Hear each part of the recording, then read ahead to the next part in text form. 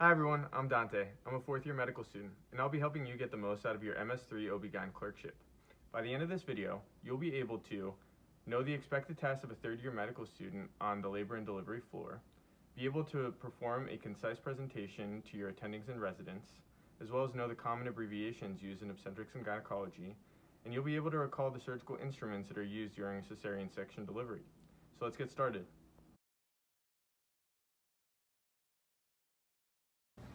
Oh, my first day on labor and delivery. I'm so excited. I'm gonna push the silver plate. I'm gonna walk through the doors with confidence. Let's check with the PAC first. Hi, good morning. I'm Katie. I'm the medical student. It's my first day. Hi, how are you? I'm good. I don't know where to go or what to do. Should I come on back? Yes. My name is Tori. I'm the PAC. Hi, nice to meet you, Tori. I'm gonna come on back, okay? Okay. Come through the double doors this way. I'll be right there. Thank you. All right, so my medical student ID should work. So I'm gonna swipe. Yay! Oh, look, there's a resident sitting there. Hi, I'm Katie. I'm a medical student. It's my first day. Hi, how are you? Hi, I'm good. I'm a little bit scared. I don't know where to go. Where should I go on my first day? Well, we're gonna all be meeting right back there. Great, I'll be right Come there. with me. Thanks. Cool.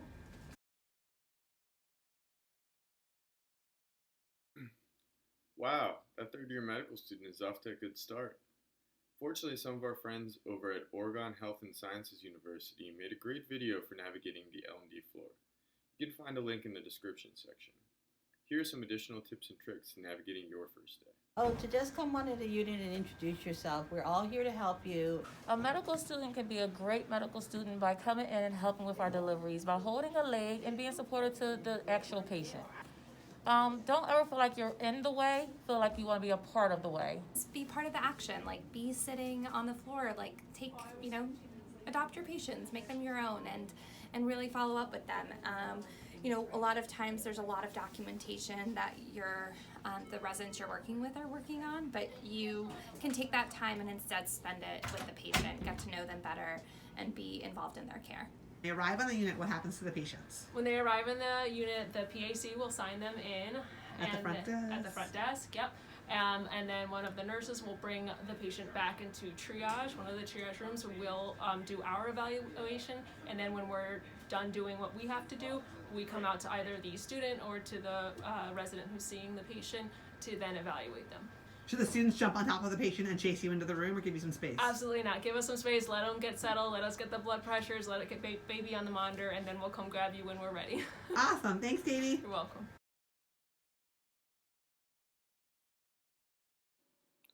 Let's imagine this is you on your first day. Katie, the nurse, has gone and seen a patient and found you after so you could go take a history. There's some critical information that you could collect to help the team. Here's a template to help you get started.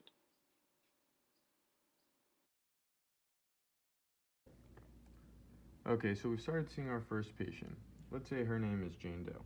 I like to put the name at the top of the page and the room number so I know exactly where she is. Next, let's say Jane is a 48-year-old female and she is gravity 1. She's had no term births. She's had no preterm births. She's had no abortions and she has no living children. This is the GTPAL acronym. Another way to say this is she's preemie-gravid. Okay, next let's say she's at gestational age 38 weeks and 4 days, which was determined by LMP, or last menstrual period. And she's here for her chief complaint, which, for the purposes of this video, let's say it's spontaneous rupture of membranes, or SROM. Depending on the time in pregnancy that the rupture of membranes happens, you might see other abbreviations like premature rupture of membranes, or PROM, or preterm premature rupture of membranes, which is PPROM. Next, I like to move on to the HPI. In the HPI, there are a couple things that you're always going to have to know. For example, you want to know whether there's been bleeding, contractions, any fluid, and the baby's movement. It's also nice to know whether or not mom knows if she's having a boy or girl, whether she wants a circumcision, and whether or not she has postpartum contraception plans. Next, we can move on to the review of systems. Again, there are some critical questions that you never want to miss. For example, you want to know whether the mom's having headaches, she's dizzy or passed out. You want to know whether or not she's had vision changes. And always asking about chest pain, shortness of breath, or heart palpitations is critical. Most women will have nausea or vomiting, but it's good to characterize that better. It's also good to know whether or not they've had changes in their bowel movement or urination. Next, this is a unique portion of the note for labor and delivery, which is knowing the antenatal complications. Here you can see things like GDM, or gestational diabetes mellitus. You can see advanced maternal age, like our Jane Doe here is. You can see a fetus being large for gestational age or small for gestational age, which is LGA or SGA, or IUGR, which is intrauterine growth restriction. You might also know whether or not the fetus is oriented correctly. You'll see acronyms like ROA or ROP, or LOA or LOP,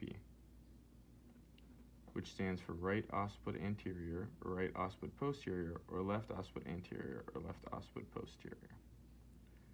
Here you'll also see a list of STDs, whether or not she was positive or negative for that, and GBS status. Next, you can move on to the obstetric history. This is separated from surgical and medical history. Here you might see abortions, stillbirths,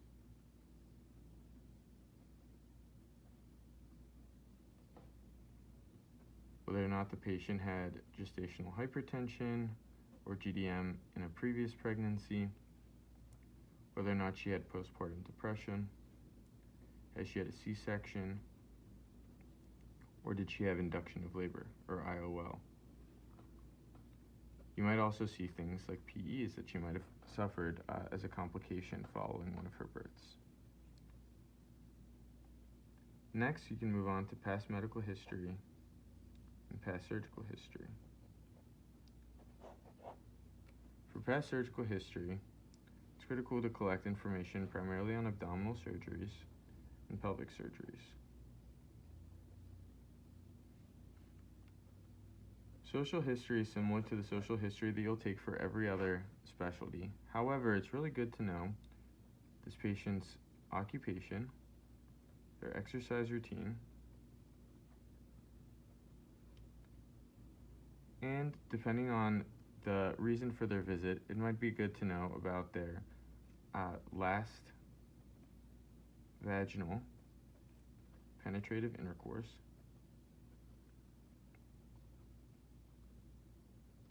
and it's always good to know about drugs, alcohol, and cigarette use, as well as that patient's home safety status. Next, I like to move on to the medications and allergies. It's critical to know whether this patient was on any teratogens, anti-inflammatory, or anticoagulation medication. So that's it for the subjective portion.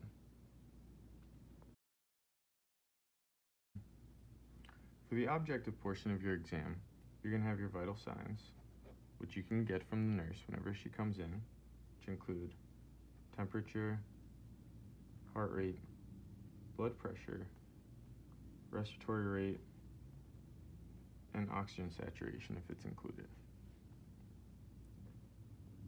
You'll also get a physical exam. Always remember to ask permission for the physical exam, and it's always good to have someone else in the room when you're doing it.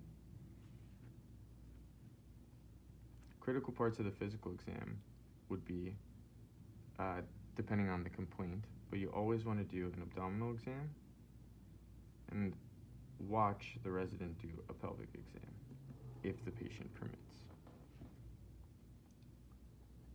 You might see fetal heart tracing up. Then, things you want to look out for are the heart rate, the variability, any accelerations or decelerations, and which category this tracing would be in, 1, 2, or 3. There's a section in perinatology that talks about this. The link will be in the description. Finally, you want to look at the labs and imaging.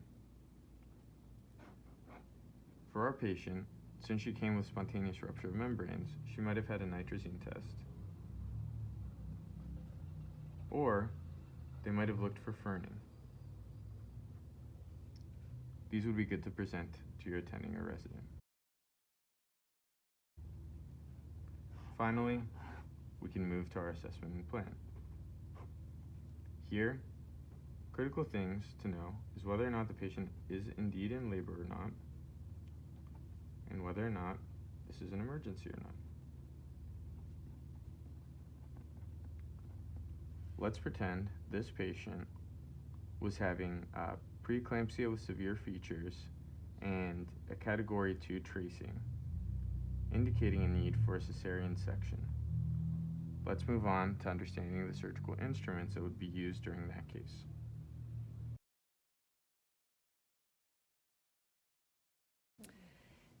Hello, this is Dr. Lackritz live from the attending call room in all of its glory. I'm going to go through some surgical instruments and go through them one by one and hold them up as I go through it to help you with your knowledge in the operating room.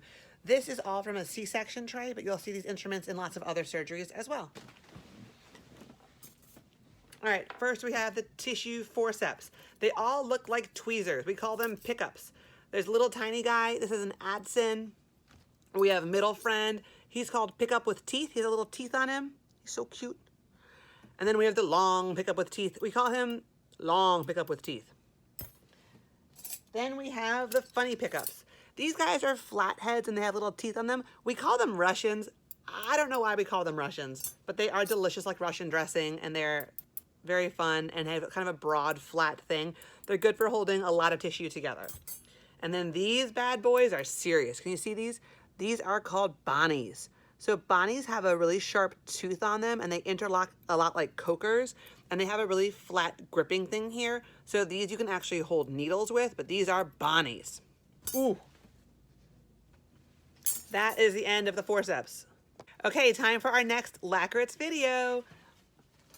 Next up, we have scissors. There are 3 main scissors you should know about. Number 1 is the medical student best friend, the suture scissors. They look really lovely and boring. They often have a gold handle on them. They are lovely scissors. These actually feel sharp, but they're often very dull. I don't know why scissors are so dull, but often it's to make the student look like they're struggling. You have to push with your thumb to cut. You should always hold it with the screw facing up. And that's why we always say to the medical student, screw up. Not that you're a screw up, but keep the screw up so you can cut effectively when you cut sutures. Next scissors are called the Metzenbaums. These you can see in contrast are very petite and very fine, right? These are suture scissors, these are Metzenbaums. Metzis are everyone's favorites. They're like so delicate, they're so fun, they have a little curve at the end, they're lovely for light dissection of delicate tissues. And then last is the bandage scissors. This is like Grandpa's scissors in the old doctor bag, cutting off the bandages.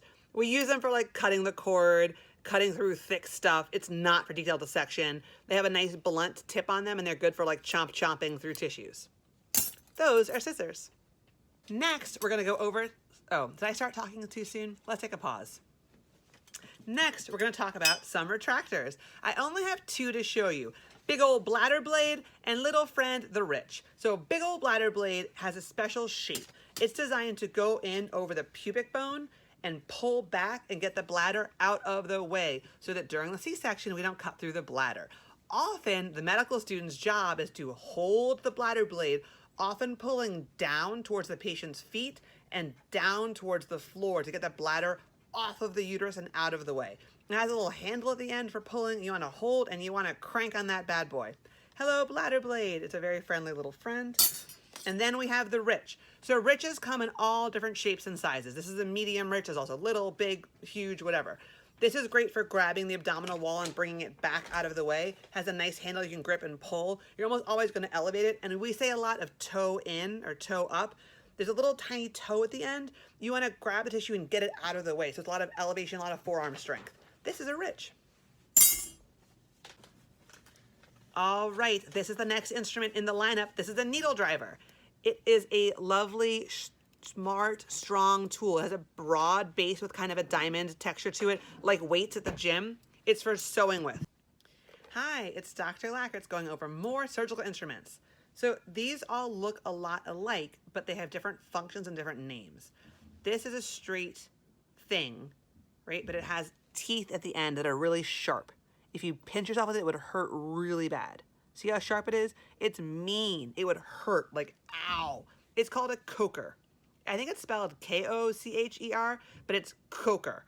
Like you are a mother coker, right? Coker, sharp, mean, and angry. Then there's this coker's friendly little sister. Coker's friendly sister is named Kelly. This is Kelly. They look a lot alike, right? They have the same everything, but Kelly has no mean teeth. This Kelly is curved. This Kelly is straight. Doesn't matter. They grab things, they hold things. They're not quite atraumatic, but they don't have a mean old tooth like a coker. And then these are the little guys. We call them mosquitoes or hemostats. This is a curved hemostat. It's nice for grabbing fine tissue or like bleeding vessels. This is a straight hemostat. It looks just like a Kelly, but it's a little tinier, a little bit lighter, more delicate. And then lastly, we have these two guys. This is a Babcock. Let's do Babcock first. So this is a Babcock. It is a flat with a big round hole. This is an atraumatic grasper. If you grab yourself with it, it doesn't feel good, but it doesn't really hurt. It's not gonna hurt me at all. Unlike the coker that would tear me up and I would be bleeding, the Babcock's not that bad out of a grasp. And the tissue inside of it's not gonna get hurt at all. So if we're grabbing a fallopian tube or an appendix, something you wanna hold but not hurt, Babcock is your gal for that kind of a thing. Hello, Babcock. This is a Babcock. And then this, I would call this an Alice. And Alice is spelled A-L-I-S. But I think of Alice as like Alice and Kelly are all friends. So Alice has little hands, like holding hands. It's gonna hold, but hold really strong. So for like a uterus or something that's a muscle that's bleeding, or for fascia if you need to, this is great to grab and hold. I will not pinch myself, ooh, 'cause it would hurt. A little bit more hurtful than a Babcock. This is an Alice. Hello.